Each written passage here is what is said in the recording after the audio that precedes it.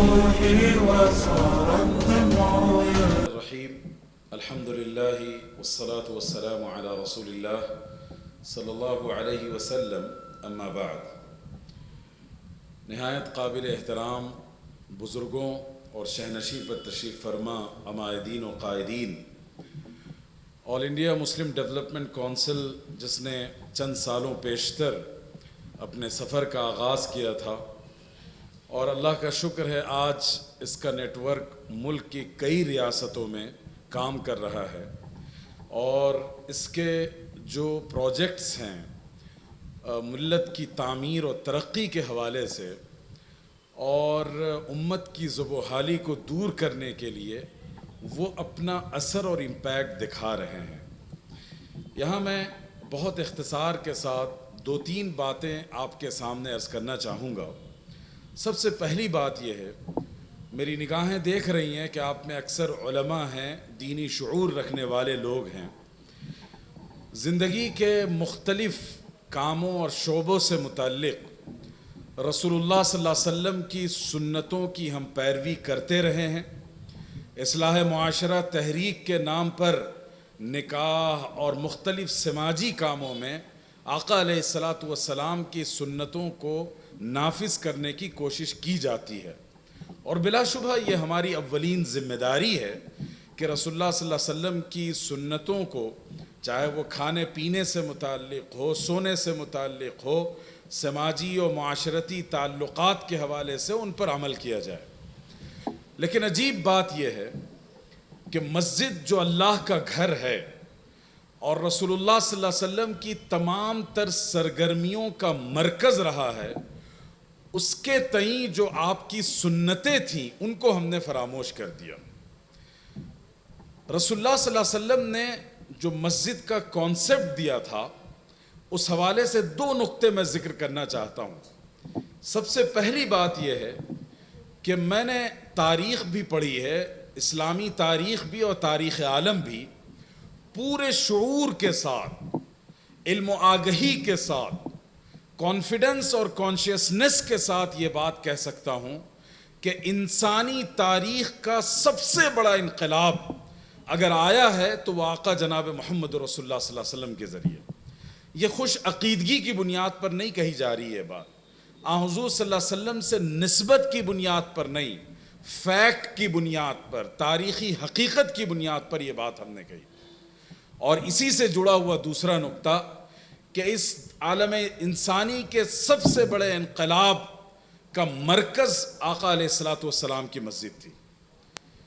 ان دونوں کو اپنے پیش نظر رکھیں اور اس کے بعد ہم اپنی مسجدوں کا جائزہ لیں اور وہاں کی سرگرمیوں اور ایکٹیویٹیز کو دیکھیں کہ کس درجہ ہم ان پیغمبرانہ سرگرمیوں کو مسجد کا حصہ بنا پائیں. صورتحال یہ ہے 24 گھنٹے میں بمشکل 2.5 گھنٹے ہمارے مسجد کا استعمال ہوتا ہے. کسی کو اختلاف ہے اس سے؟ صحیح بات ہے نا؟ اس 2.5 گھنٹے میں بھی اگر آپ نے سنت دراز کر دی تو کوئی شخص آپ پر ایک فرشتے کی طرح مسلط ہوگا کہ آپ نکلیں تو روشنی اور پنکھا بند ہو اور قفل لگے. یہ صورتحال ہے. آقا علیہ الصلوۃ والسلام کی مسجد پر کبھی قفل لگا ہی نہیں. 7ویں 8ویں صدی ہجری میں جا کر ہمارے فقہا نے یہ بحث کی کہ مساجد پر قفل لگائے جا سکتے ہیں یا نہیں لگائے جا سکتے، شرعی اعتبار سے یہ جائز ہوگا یا نہیں جائز ہوگا. اگر کوئی مفتی ہوں تو وہ اس بات سے واقف ہوں گے. تو کئی صدیوں کے بعد مساجد کی تحفظ کے لیے اور مسجد کی چیزوں اور کی تحفظ کے لیے یہ مسئلہ زیر بحث آیا کہ قفل لگانا جائز ہے یا ناجائز ہے. تب جا کر لوگوں نے اجازت دی، ورنہ آقا علیہ الصلوۃ والسلام کی مسجد پر سرے سے کبھی قفل لگائی نہیں. 24 گھنٹے اور ہفتے کے 7 دن یہ مسجد کام کرتی تھی. تو جس طریقے سے ہمیں کھانے کی سنتیں یاد ہیں اور اس پر عمل ہونا چاہیے، سونے کی، اٹھنے بیٹھنے کی، گفتگو کرنے کی، اسی طرح مسجد سے متعلق رسول اللہ صلی اللہ علیہ وسلم کی جتنی سنتیں ہیں ان سب کو عمل کرنا ہوگا، ان کا نفاذ کرنا ہوگا. کیوں؟ ایک وجہ تو یہ ہے کہ رسول اللہ صلی اللہ علیہ وسلم کی سنت ہے، لازمی ہمیں کرنا ہے. دوسری بات میں آپ کو بتاؤں، حالات جتنی تیزی سے بدل رہے ہیں اور خراب ابتر سے ابتر ہوئے جا رہے ہیں، ان حالات میں ہمارے لیے کوئی مرکز اور سینٹر ہو سکتا ہے تو وہ صرف اللہ کا گھر. نہ میرا گھر، نہ آپ کا گھر، نہ میرا مدرسہ، نہ آپ کا مدرسہ، نہ آپ کا ادارہ، نہ آپ کی تنظیم. ان تمام اداروں اور تحریکوں کے در و دیوار کو چھوٹا کر دیجئے اور اللہ کے گھر کو اپنی آخری آماجگاہ بنا لیجئے. دیکھیے، میں صرف فضائی اور ہوائی باتیں نہیں کر رہا ہوں، میں عمل کر کے آیا ہوں تب آپ کے سامنے یہ بات کہہ رہا ہوں. حیدرآباد میں میرے گھر کے ساتھ میرے والد محترم حضرت مولانا خالد سیف اللہ رحمانی صاحب نے ایک مسجد بنائی. آج کی تاریخ میں اس مسجد میں پڑھنے والے طلبہ و طالبات دونوں کی تعداد کم و بیش 350 سے 400 ہے. ہمارے پاس سنڈے اسکول قائم ہے. وہ لوگ جو ڈیلی ویجرز ہیں، دہاڑی پر کام کرتے ہیں، اسکول ڈراپ آؤٹس ہیں، جنہیں تعلیم کا موقع نہیں مل پایا معاشی حالات کی وجہ کر، ان کے لیے ہم نے سنڈے اسکول قائم کیا ہے. صبح 10 بجے سے لے کے شام 4 بجے تک لڑکے لڑکیوں کو 10ویں اور 12ویں کے ایگزام کی تیاری کرائی جاتی ہے. Math, science, social, English, Hindi, ان تمام سبجیکٹ کا فری میں ٹیوشن دلایا جاتا ہے اور ٹاس کے ذریعے تلنگانہ اوپن اسکولز کے ذریعے سے انہیں امتحان دلایا جاتا ہے. اللہ کا شکر ہے گزشتہ سال ہمارا پہلا بیچ نکلا، 25 طلبہ و طالبات 10ویں اور 12ویں کے امتحان سے فارغ ہوئے. یہ وہ لوگ تھے جو اپنے تعلیم کو لے کر نا امید ہو چکے تھے، پڑھنے کا خواب و خیال چھوڑ دیا تھا انہوں نے.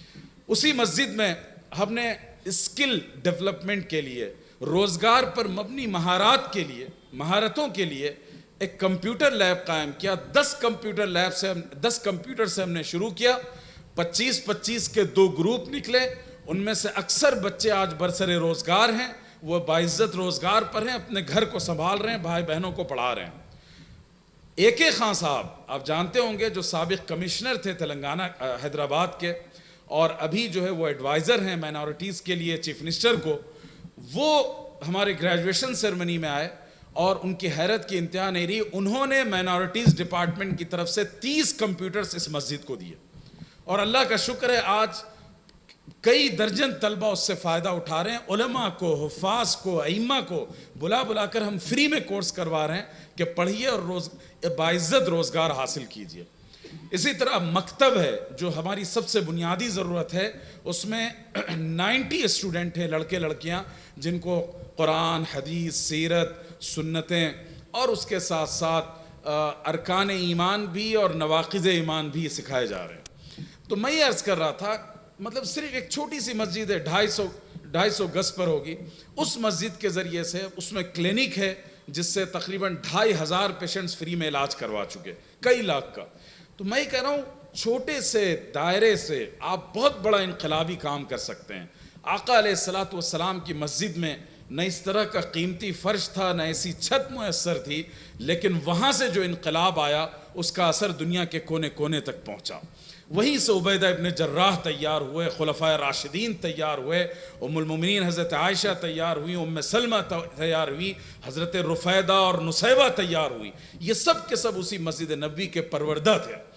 آج جو حالات ہیں، جس طریقے سے ایک ایک فرد کو نشانہ بنایا جا رہا ہے، ارتداد کے لیے لڑکیوں کو گھر واپسی کے لیے کوششیں کی جا رہی ہیں، کیا اب بھی ہماری یہ ذمہ داری نہیں ہے کہ ہم وہ کردار ادا کریں جس سے دعوت اسلام، تعارف اسلام اور دفاع اسلام کا کام ہو؟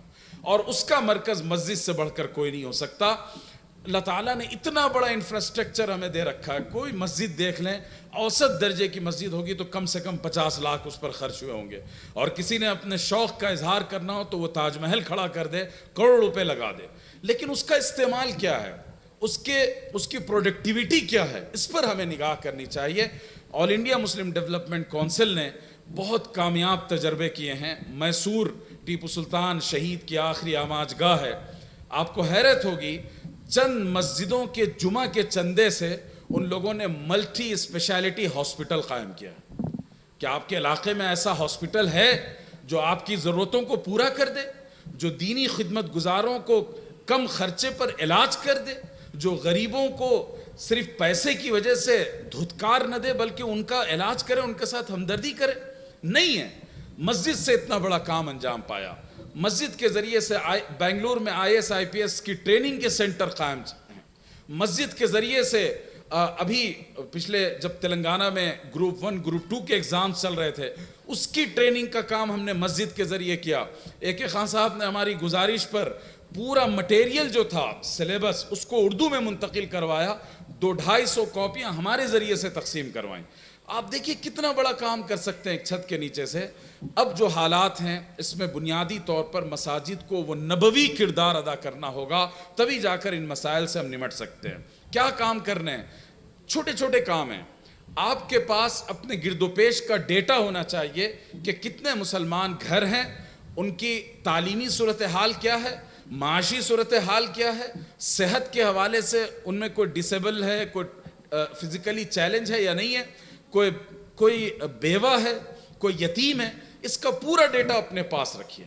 پھر اس کی روشنی میں جو ضرورت مند لوگ ہیں, پاورٹی لائن سے نیچے زندگی گزار رہے ہیں, ان لوگوں کی کفالت مسجد کے بیت المال سے ہو. کوئی شخص دستے سوال دراز نہ کرے. کسی کو علاج کرانا ہے, مسجد اس ذمہ داری کو لے. کسی بچی کو تعلیم حاصل کرنا ہے, کوئی دوسرا راستہ نہیں ہے, مسجد اس کا تعاون کرے. اور مسجد کے اندر ٹریننگ پروگرامز رکھیں, پرسنالٹی ڈیولپمنٹ کے, IT کے, ان تمام چیزوں کے. آقا علیہ الصلوۃ والسلام نے مسجد کا کیسا استعمال کیا؟ میرے علم کے مطابق اس پر 3 عربی میں کتابیں موجود ہیں, ہزار صفحات کی. اندازہ لگائیے کیا کیا سرگرمیاں نہیں تھی ہوں گی. حد یہ ہے کہ رسول اللہ صلی اللہ علیہ وسلم نے پہلوان جو حبشہ کے آتے تھے ان کی کشتی کا نظم, کشتی کا گیم مسجد نبوی کے اندر رکھا. اب اس سے بڑھ کر آپ کو کیا مثال چاہیے؟ تو یہ رسول اللہ صلی اللہ علیہ وسلم کا پیغمبرانہ ماڈل تھا. مسجد کے آداب کا بھی لحاظ رکھا جائے, اس میں داخل ہونے کی شرطوں اور کنڈیشنز کا بھی خیال رکھا جائے, اور رسول اللہ صلی اللہ علیہ وسلم نے جن سرگرمیوں کو بنیاد بنایا تھا مسجد نبوی کے لیے, ان تمام کو ہم اپنے اداروں میں, مسجدوں میں قائم کریں. بہت بڑا انقلاب آ سکتا ہے. اور اگر ہم نے یہی بے رخی اختیار کی تو آپ دیکھ رہے ہیں UP کی صورتحال اور ملک کے مختلف اسٹیٹس کی, جہاں مسجدوں پر قبضہ کیا جا رہا ہے, خامخواہ ان پر ظلم و زیادتی کی جا رہی ہے اور بلڈوزر چلائے جا رہے ہیں. اللہ ہم سب کی حفاظت فرمائے. آل انڈیا مسلم ڈیولپمنٹ کونسل یہ کسی مسلک کا نمائندہ نہیں ہے, یہ کسی کا شخصی ادارہ نہیں ہے. اس میں بورڈ آف صدور رکھا گیا ہے.